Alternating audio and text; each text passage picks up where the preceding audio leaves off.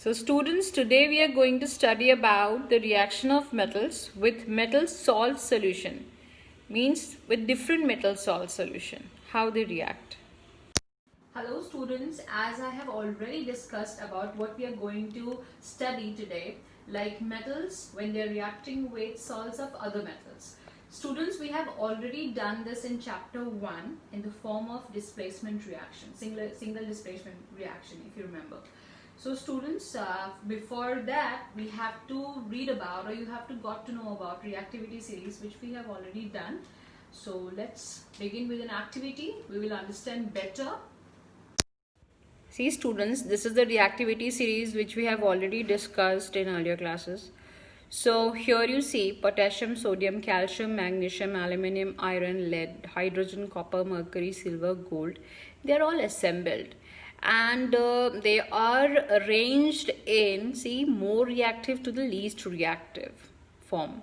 So how it is important, we will get to know this in further activities. See students, just in front of it there is some Hindi terms written, and that is, some students always ask me, ma'am, how to remember and how to keep in my mind these all metals together. I forget every time which one is more reactive, which one is less reactive. So student, this will help you out, like Kashinath का माली आलू जरा फीके पकाता है, कौन है आगे आओ. So it's something like a line which you can keep in your mind and to avoid any kind of confusion. So let's go with the activity.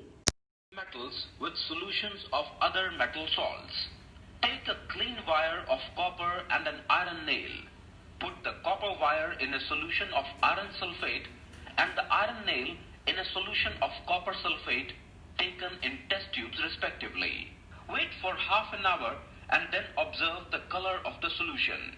A brown mass deposition on the iron and color of the solution changes from blue to green is due to the formation of iron sulfate.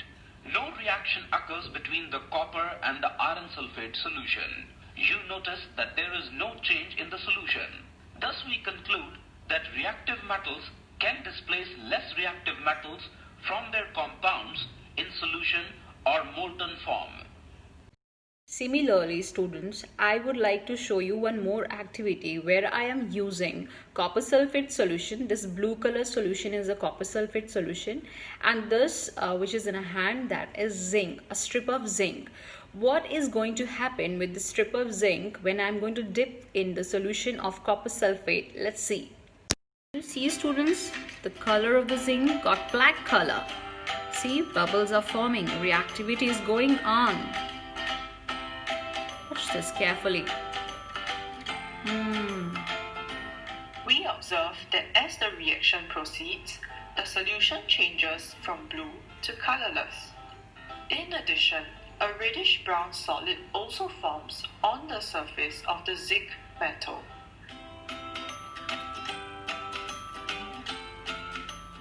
See students, what we have observed, the solution was blue in color due to the presence of copper ions.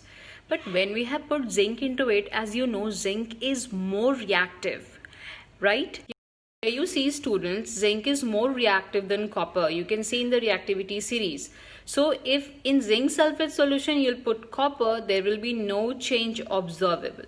So from here we are getting to know about that why reactivity series is so important to know about the displacement of different metals from the metal salts.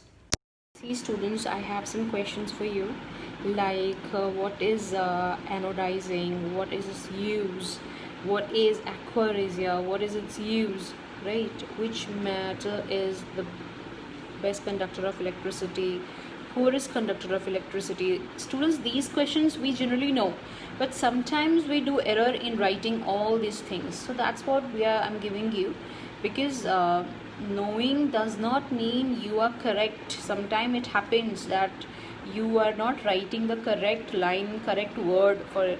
So students, you just go through all these questions and I wish you can able to answer this question also. See, it's very important, answers are already given.